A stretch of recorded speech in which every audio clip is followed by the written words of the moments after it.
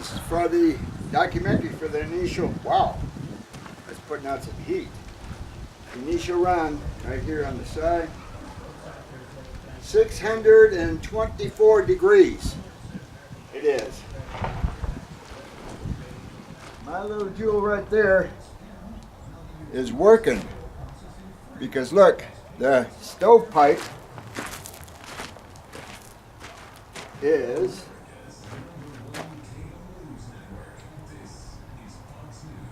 671 degrees. The stove itself is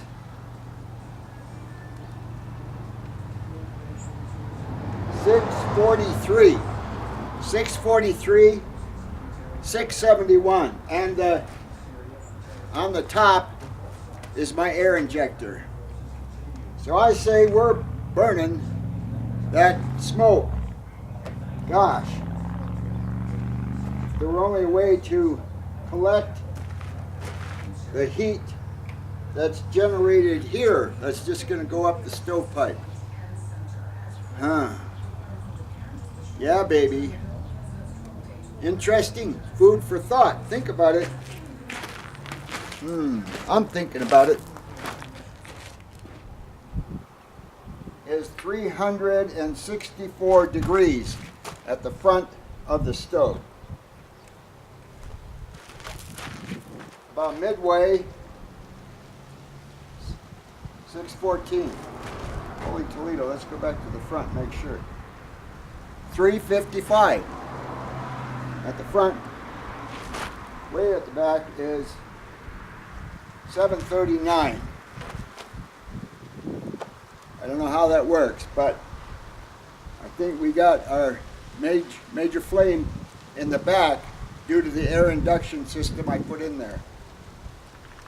Amazing, and you can see no smoke. No smoke. Seriously, you can see the smoke coming from the burning paint on the stove, but coming from the smokestack, nothing but hot air. This thing is like it's generating heat for nothing. I'm totally amazed and impressed.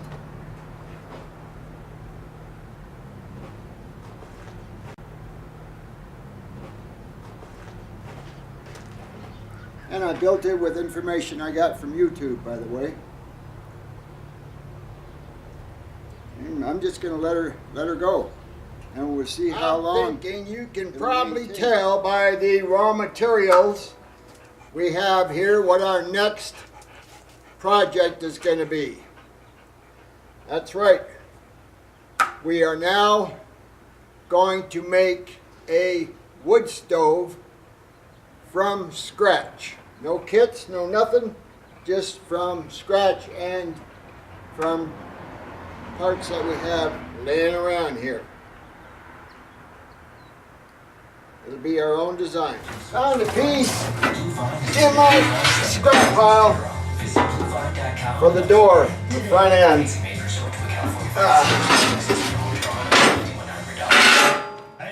That's the heavy stuff. That was part of the commission that made it. Well, we cut her. Now, we'll see if I can use an open barrel and use the whole thing for the front. Put a door in that sucker, okay? And down here, we have the air vents, okay? They'll let up a door. I understand why people in America.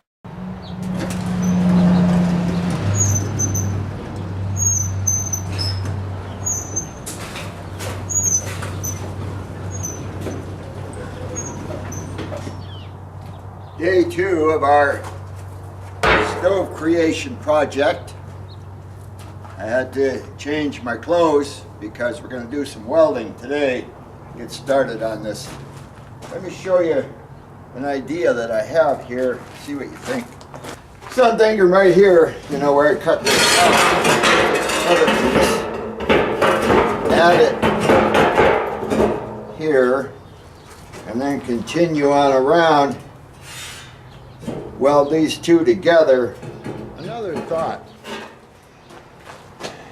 You put it on the barrel with the top on it and cut and adjust the top to match all of this, and I already have my air intake. Oh, here's a thought. I found another piece that we could affix to that bad boy.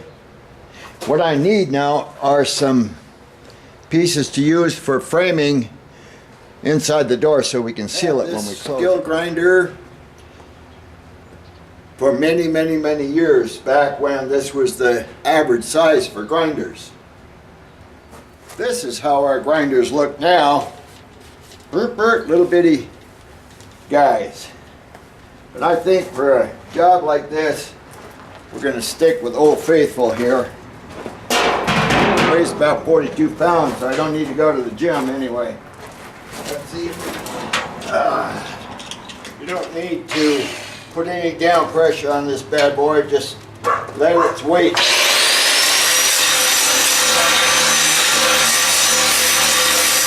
This is an old Milwaukee saw I have. How old is it? I'll tell you how old it is. It was made in Wisconsin. Yeah, baby. She works. This is a good one. Look at here. It's got angles and depth and everything. What I'm going to do with it, though, this is why I broke it out. I purchased some cutting wheels. 7 1/8 and 5/8, so on and so on. One of them's made in China, the other's made in Taiwan. So I'm going to see which one is the best. And if you think, this is like 3/16 steel. Can we cut that with a circle saw? Let's find out. Okay, so let's change that blade. All right, next step is to map out the door. Basically, the door is laid out. Try to make it big enough without being overly large. And then got space on the top so smoke rises. On the bottom, air intake. Okay, we're going to try the made in China blade first. Oh man, you know, I've never done this before, and so we're going to see if it will in fact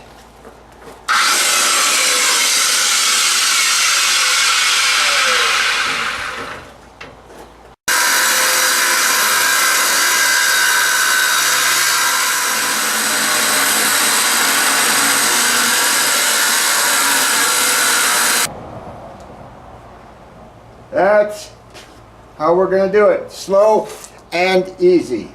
This is the bottom of the door. Top of the door. Door is going to open this way. So now I need air vent to bring in the outside air. I'm thinking something like this. Close it off or open it. I want to thank my friend Tony for the loan of his drill master, enabling me to sharpen my drill bits last night. And now, yeah.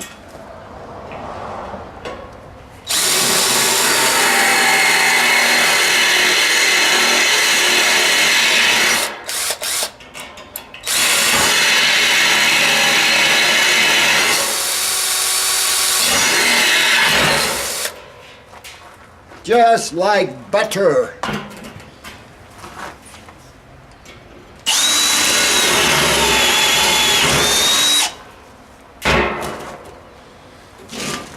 That's 1/4 inch steel too.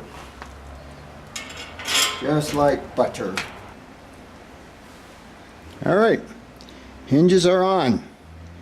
Now we're going to make another cut on that bad boy. Well, I should put a latch on it first. Let's do that. All right, time to put some framing on that door.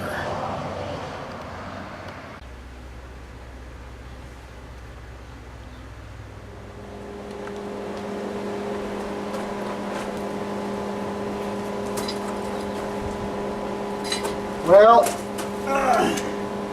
might look a little bit like bubble gum, but I think it'll work. Next step, we're going to try to finish cutting out the door.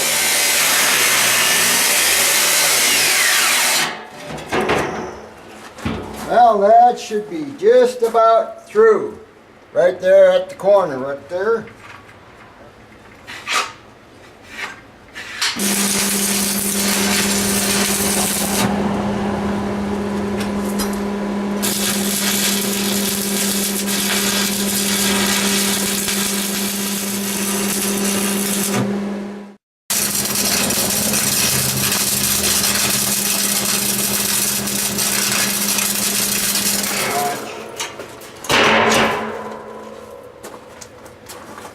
As you see, this is going to be the front of the stove, and this is the top.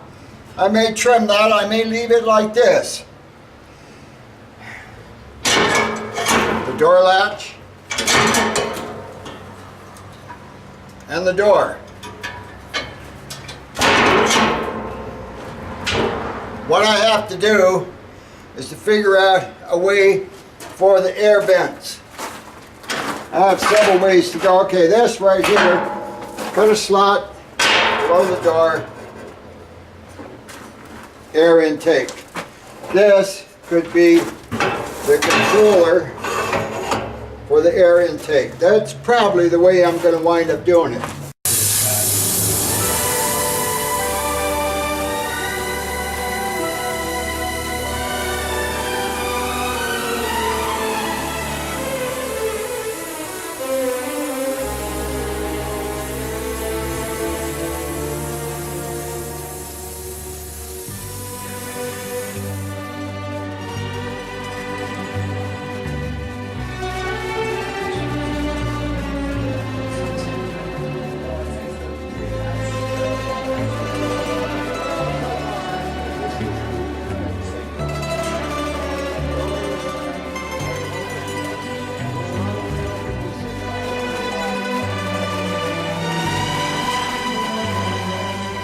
This morning I came across the length of 6-inch well casing, which I'm in the process of cutting to use this for our smokestack.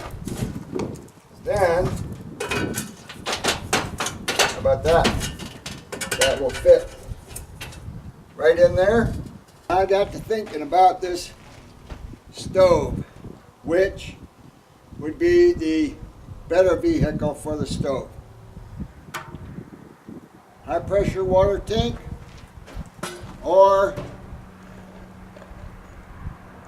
55-gallon barrel. What I'm going to do, I'm thinking, is cut this. You can see it's a lot thicker metal, so we're changing horses in midstream. Thank goodness no blueprints, and see what we can do going with the water pressure tank for our stove.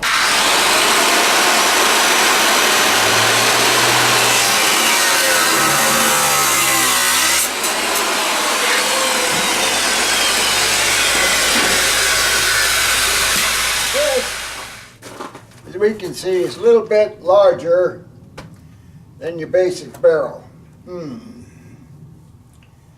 So we then, and it's a little bit taller, a lot bit taller than your basic barrel. So if we wanted to compensate for that, how would we do it? What would we do?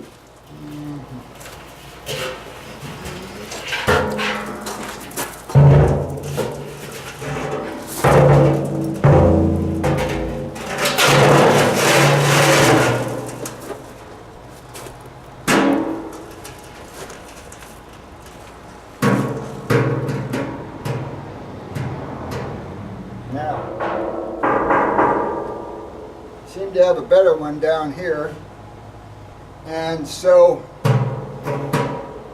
we're going to try that. Now all I gotta do is figure out how to get this one out again. And left to that. Alright, I'm gonna work on my air induction system first. I'll show that to you.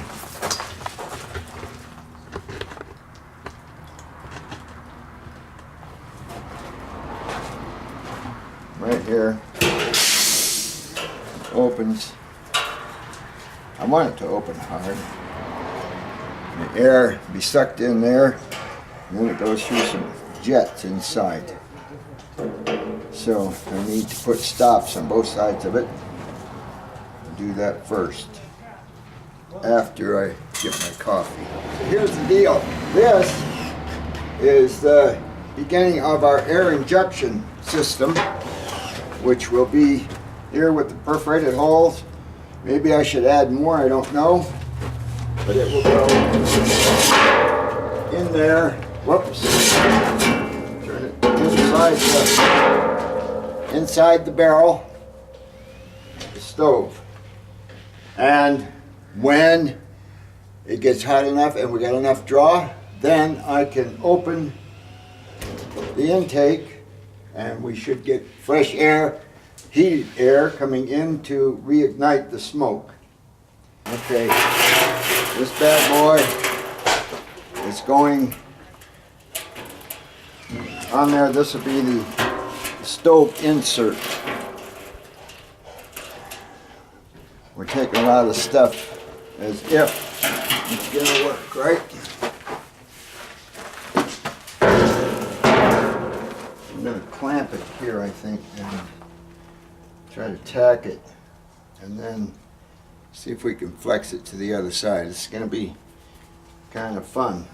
Getting it welded on there, next big thing is gonna be how pretty do we want to make it. Well, that's for Suzanne. I guess it this is gonna work here.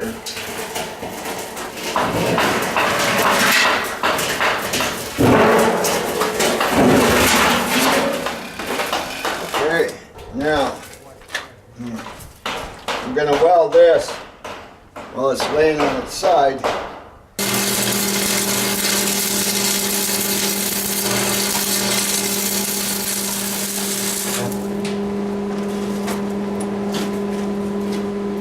One thing I like about my skill grinder, it doesn't have all that safety stuff on it. You just pull the trigger and it turns.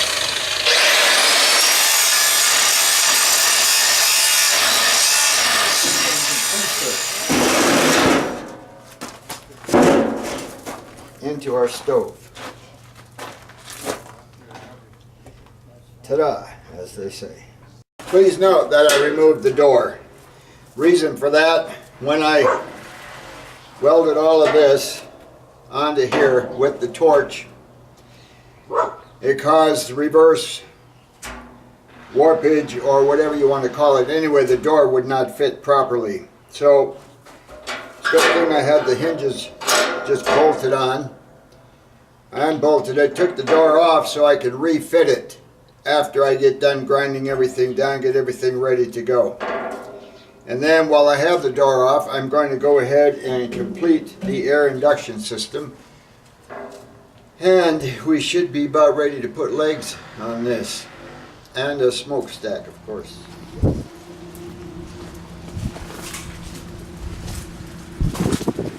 Before I go any farther, I'm going to cut out the smokestack. It's going kind of in the back rather than on the side, because I think we're going to still get good draft, but it's going to give us more length to pull from the reed afterburner. So cut that out with the torch. Alright, basically it's cut out. So we have the mount for the stovepipe here. This 6-inch well casing. This is going to be the top of the stove, so this will be coming out the back at an angle, and then the stovepipe will go out. I just got to determine what's the best way to weld this to the pressure tank, we use the arc or the torch. We'll use the arc first and see what. All right, tried our half and half. I think that the torch worked the best. Arc welder's quick, but it does have a tendency to blow a hole here. Finally, to put some feet on this. I'll take you over here.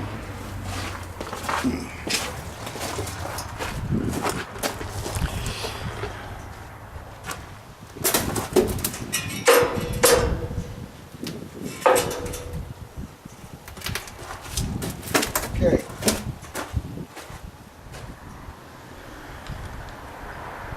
We'll see. Well, what do you think?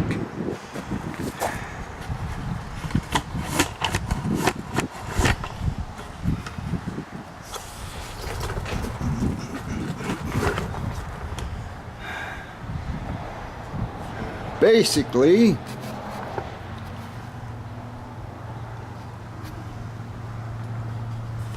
that's going to be the look of it, of the stove. Okay. Tomorrow, well, we'll secure the stove frame. I don't know, I think it'll just sit in there. What do you think? Rather than secure it all, sit it in there and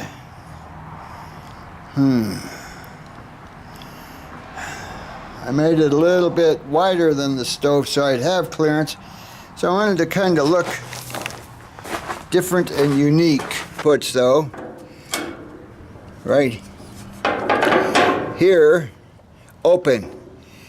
Now not only do these holes draw air, but also the end cap has an area where it can draw. If you really want air, just open it all the way up. Okay. Got that door fixed, finally. And looks like a tunnel in there, huh?